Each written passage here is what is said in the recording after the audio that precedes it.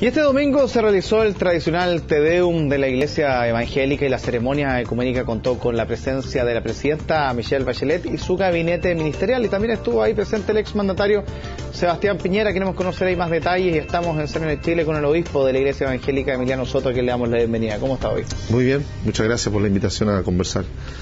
Bueno, ya ha pasado un poco el rato. ¿Cuál es la conclusión que usted puede sacar ya de este Te Deum comparado con años anteriores? Sí, bueno, en realidad fue un Te Deum, un culto de acción de gracia que se enmarcó dentro del desarrollo normal de lo que es la parte cúltica, con alabanza, oración, homilía, y con la presencia de todas las autoridades del país, que nos parece relevante eso de poder tener un sentido de respeto y de relación con las iglesias evangélicas. Por lo tanto, creemos que fue un lindo tiempo de dar gracias a Dios y de interceder también por quienes están presidiendo el país. Contento de haber cumplido con algo que la Iglesia Evangélica también se viste de gala para recibir a toda la autoridad y también se prepara todo un tiempo previo para desarrollar justamente el tiempo de oración y de homilía. Y si uno tiene que empezar a sacar algunas conclusiones, ¿qué fue lo que más le gustó y lo que menos le gustó? Bueno, en realidad lo que nos gustó la presencia de toda la autoridad. Eso para nosotros también, todas las Fuerzas Armadas de orden de seguridad, con sus altos mandos presentes ahí, el hecho de que la presidenta fuera investida, digamos, con su banda presidencial, que se le rinda honores a la entrada, que son logros que han venido siendo a través del tiempo. La presidenta del Senado, el presidente de la Cámara, el presidente del Poder Judicial, los expresidentes, Contralor General y todas las autoridades que estuvieron ahí presentes, que ya de un tiempo a esta parte van a ser 39 años que se está desarrollando el Te Deum al interior de la Catedral Evangélica, y eso lógicamente da un sentido de alegría, digamos, de confraternizar y relacionarse con tanta autoridad. ¿Y qué no le gustó mucho? En realidad, dentro de las conclusiones que uno puede sacar. Sí, dentro de todo esto siempre hay personas que en un momento dado actúan de una manera descomedida, especialmente con la presidenta. Hubo una persona que en la salida, después de que había terminado el culto, estábamos retirándonos para ya regresar a las casas y la presidenta ya iba en vías de volver a la moneda, y sale una persona un poco a dar una palabra a la presidenta, pero de una forma que no corresponde. Es que nos gustaría saber justamente sobre ese tema, porque habla de que eran temas valóricos. ¿Cuáles fueron los temas valóricos que él planteó en su minuto? Lo que pasa es que yo lo que alcancé a escuchar, porque en realidad acompañando a la presidenta, él dice que los terremotos anteriores, la destrucción de Valparaíso va a ser provocada por el pecado que hay en el país. Eso mismo se lo había advertido al presidente Piñera. Y él quería advertirle también a la presidenta que, de acuerdo a lo que él entendía por el concepto de los temas valóricos, si no se corregía eso, iba a venir una destrucción al país. Ahí estamos viendo, bueno, atrás suya está corriendo el video de cuando aparece esta persona. Estaba la transmisión oficial, por lo tanto fue captado por todo. Pero esta persona, claro, habla del terremoto, usted dice que por los pecados se produce todo esto. Pero entrando en temas, en supuestamente ese discurso valórico que le dijo a la presidenta, ¿qué fue lo que le dijo desde un punto de vista valórico? ¿Alcanzó a decir algo? No, lo que pasa es que él manifestó una palabra de advertencia. En realidad yo creo que... ¿Como un ultimátum? Aparentemente un ultimátum, una cosa bastante dura y directa. En realidad nosotros entendemos el tema como hay gente que piensa de que tiene que funcionar en un evangelio de la condenación. O sea, todo el mundo es condenado, todo el mundo no sirve para nada, y nosotros hemos recibido por la Biblia que funcionamos dentro del evangelio de la gracia, el evangelio donde Jesucristo, inclusive el mensaje central era con respecto a la relación con Zaqueo. Zaqueo era una persona bastante afectada por la realidad y era una persona corrupta, pero Jesucristo fue a la casa de él y lo invitó a conocerlo, y lógicamente se provocó un cambio, una transformación. Ahora, si Jesucristo enseña un evangelio de amor, de la gracia, cómo hay algunas personas que también actúan condenando a otros. Entonces, para aclarar un poco, usted no es que no compartan el tema valórico propiamente tal de la Iglesia, lo que se puede plantear al trasfondo. ¿Es la forma? ¿Es el discurso? ¿Qué es lo que no comparten eventualmente esta persona en particular? Que no sabemos. A todo esto la actitud absolutamente falta de respeto. No es una persona que está en sus cabales en el sentido de poder plantear lo que hay que plantear de acuerdo a una perspectiva tal vez cristiana en general, porque es lo que plantea son temas valóricos cristianos en general, y la forma como hay que hacerla, yo entiendo que tiene que ser de una forma respetuosa, de una forma en la cual, si bien es cierto, interpretar bien la Biblia para poder entregar el mensaje. Yo de acuerdo, perdona, en la misma homilía el valor del matrimonio entre un hombre y una mujer fue dicho ahí. Inclusive también fue dicho el concepto del respeto por la vida desde el momento de la concepción hasta la muerte. Entonces fue dicho, fue claramente presentado. Entonces insistir en algo por una persona que tiene un ímpetu beligerante, una actitud fuera de lugar, está de más. O sea, ¿Usted conversó después, tuvo la oportunidad de hablar con la presidenta después de este incidente o no lo conocía? No, solamente la salida, me preguntó quién era. Yo en realidad le dije, mire, lo que yo conozco es una persona que viene de Valparaíso y quiso estar presente acá. Yo creo que de alguna manera también se le escapó a la seguridad del lugar, como también a la seguridad de la presidencia, con respecto a saber un poco qué tipo de persona podía tener una actitud de esa manera, o sea, una acción totalmente fuera de lugar. Ahora, ya está el tema valórico propiamente tal, que habría sido a su juicio planteado de manera malera por esta persona, pero sí a la salida hubo muchos políticos que hablaron sobre el TDU, muchas cosas positivas por supuesto de lo que significa esto, pero también hablaban sobre la falta de temas valóricos en los discursos. ¿Usted comparte de que hubo falta de temas valóricos en ese sentido? Al interior del concepto de la homilía. Sí. Bueno, en realidad la forma de plantearse dentro del concepto valórico, bueno, hablamos de varios temas valóricos. Hablemos del concepto de igualdad, de justicia, de poder también hablar específicamente con respecto al valor del matrimonio entre un hombre y una mujer, hablar del concepto del derecho de la vida de uno que viene en camino del momento de la concepción hasta la muerte. Se habló también de la actitud que tenemos que tener frente a los pueblos originarios, de la igualdad de culto y una diversidad de otros temas. O sea, en realidad en una homilía tal vez no se pueden tocar a cabalidad muchos temas y se encausa uno de acuerdo a la presentación que puede haber también en el mensaje bíblico dentro del contexto, y yo creo que se tomaron varios temas, probablemente más de alguno quedó fuera. Pero en ese sentido, ¿ustedes tienen una agenda valórica como Iglesia Evangélica con la cual van a trabajar directamente con la presidencia o que buscan directamente con, en este caso, Michelle Bachelet, sacar adelante? Específicamente se está en relación con el Parlamento. Se hizo una presentación con respecto al acuerdo de vida en pareja a la Comisión de Constitución, Legislación y Justicia hace un tiempo atrás, donde se plantea claramente la posición no tan solamente de los evangélicos, sino también de la Iglesia Católica. E inclusive estuvimos juntos dentro de la misma espacio, nos dieron el mismo tiempo para hacer la presentación, y nosotros somos definitivamente partidarios del matrimonio entre un hombre y una mujer. Ahora, ¿cómo o qué es lo que sienten ustedes cuando ciertos sectores políticos dicen que hay que escuchar a todos los chilenos? Dejando bien claro que la posición de ustedes o de la Iglesia Católica representa solo un sector y que por lo tanto eso no se puede tomar como un todo. ¿Cómo toman eso ustedes pensando en que justamente quieren poner dentro de la agenda este tipo de temas y que ojalá se respete o por lo menos sean considerados? Bueno, en realidad yo creo que el mundo cristiano en Chile, si habláramos de evangélicos, católicos, ortodoxos, yo creo que sobrepasa igualmente el 80% del país. Yo creo que ellos tienen, lógicamente, los señores legisladores, el derecho de poder escuchar a todas las personas, pero a veces lo que nosotros observamos de que dentro de este último tiempo como que se legisla más por el pronunciamiento de las minorías que de las mayorías.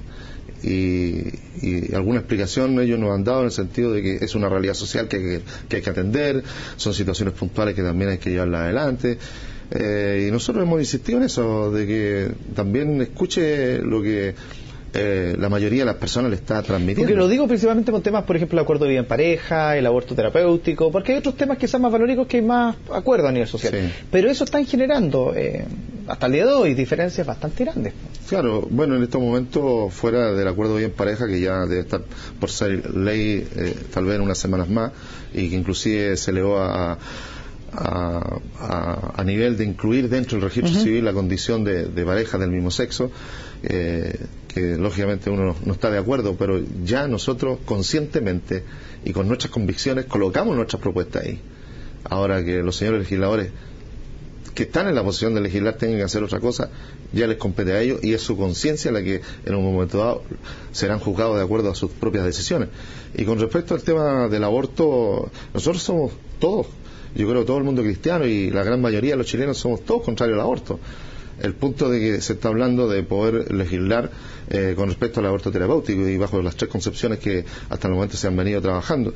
Y ahí donde se produce esta discusión, que hasta el momento yo creo que el mundo cristiano está manteniendo la posición de entender lo que la Biblia declara y que se presenta no tan solamente en la naturaleza, sino en la cultura, en la sociedad, el hecho de que se protege la vida del que está por nacer desde el momento de la concepción hasta la muerte.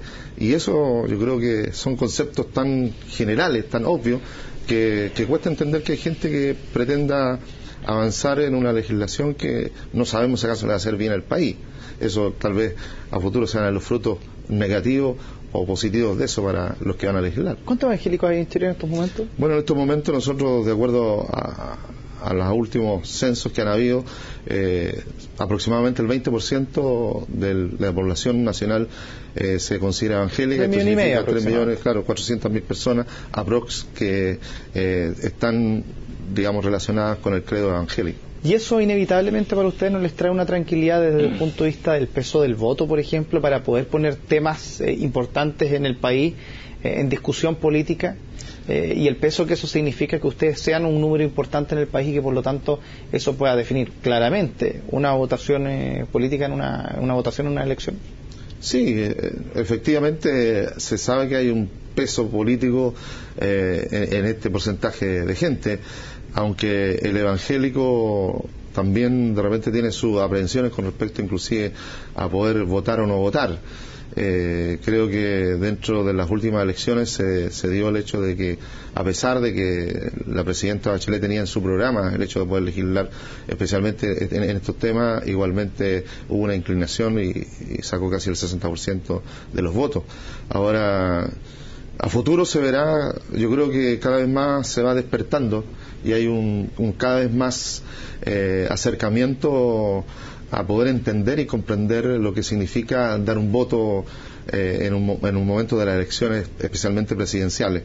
Yo creo que a veces no se ha tenido toda la convicción, la seguridad, no se ha tenido todo el conocimiento de lo que significa entregar un voto. Yo creo que estas situaciones que están pasando de repente hacen pensar a muchos de que si los evangélicos no adscribimos al mundo político tan abiertamente, de repente mucha gente piensa y dice, no, que tenemos que tener senadores, que tenemos que tener diputados, que tenemos que tener alcaldes, y yo creo que ese es el próximo paso que los evangélicos vamos a marcar en la historia de este país, el hecho de que existan nuestros representantes al interior de los poderes del Estado, especialmente para poder mantener nuestros valores y nuestros ¿Fuera principios. de algún partido político o aliándose a algún partido político?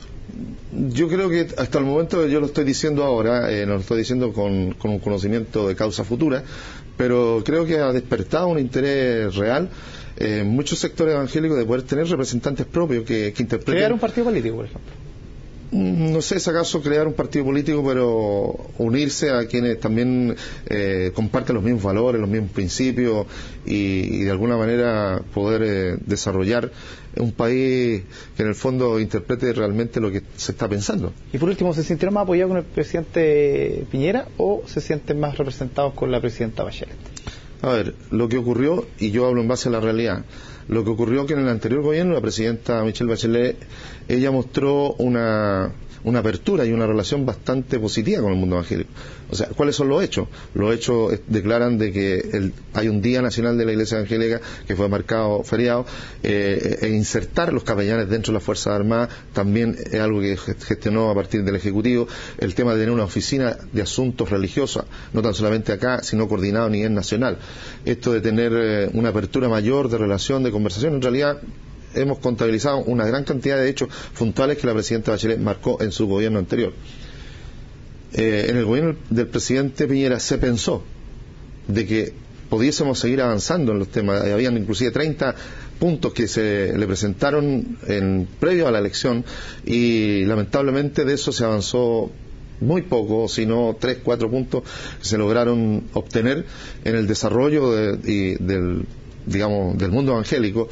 Y lo que nosotros percibimos, que alguien, no quiso que siguiéramos avanzando en esto, que nos siguiéramos desarrollándonos, se cortó esa agenda, no hubo más desarrollo en esa agenda. Alguien de parte del gobierno, no sé, nosotros pensamos que pueden existir algunos grupos al interior del gobierno del presidente Piñera, como están presentes a veces algunos personeros que están mirando y observando el avance y el crecimiento del evangélico, y hay que colocar cortapisa. ¿El mundo católico?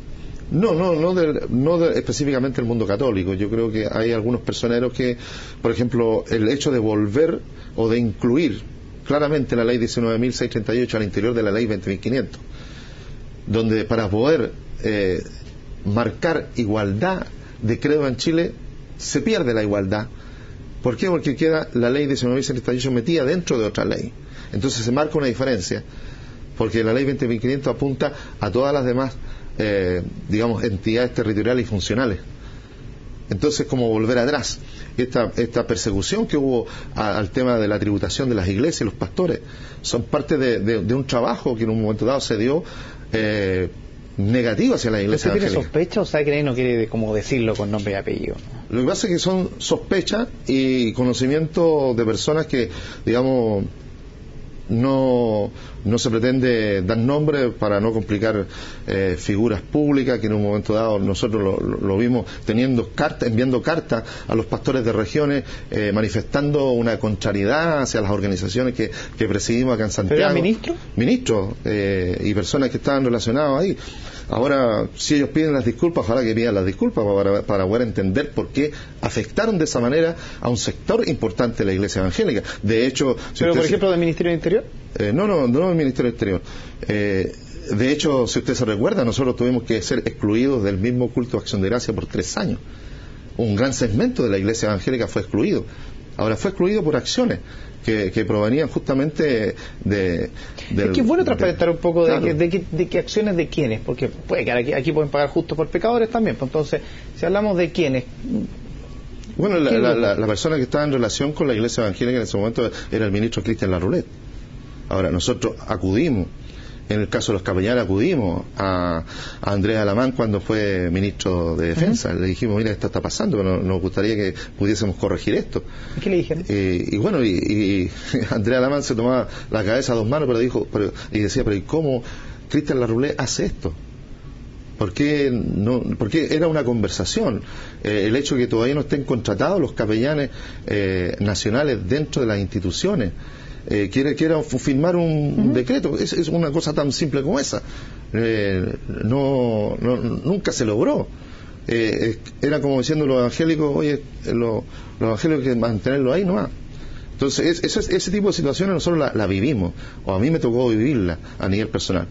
Entonces, lógicamente aquí hay una mirada de comparación con respecto a hechos concretos. Ahora, lo que nosotros esperamos de que en este nuevo gobierno la presidenta Michelle Bachelet apunte a lo que también nosotros estamos solicitando, este concepto de igualdad, que ya fue recogido por la presidenta del Senado con 11 senadores. En la semana pasada lo recibieron, lo firmaron inmediatamente, porque el concepto de igualdad es parte de la realidad de trabajar en este gobierno. Y eso fue algo que también se puso en la homilía, el caso de una sociedad injusta en lo social, que es una realidad que todos vivimos, el tema de la educación, que el hijo del obrero sigue siendo obrero el hijo, y por herencia es obrero, no pudiendo acceder a la educación superior porque no tiene recursos. ¿Cómo se corrige eso? Y otros males de la sociedad que están presentes. La gente pobre sigue siendo pobre en este país, no tiene la posibilidad de acceder a salud, a educación, a una casa, a una vivienda propia. Son todos problemas reales. Ahora, si existe la posibilidad de corregir eso, ¿por qué no hacerlo? En un sentido de justicia. Ahora, el concepto de igualdad es un concepto que en un momento dado se está trabajando y lógicamente es la idea de que ojalá se concreten algunas acciones. Nosotros, por nuestra parte, el hecho de concebir el concepto de igualdad religiosa en este país es nuestra lucha que vamos a marcar durante este nuevo gobierno y esperamos que también se pueda lograr. Muchas gracias, obispo. Que esté muy bien. Muchas gracias a ti. Bendiciones. Vamos a una pausa, regresamos dentro de muy poco con más noticias.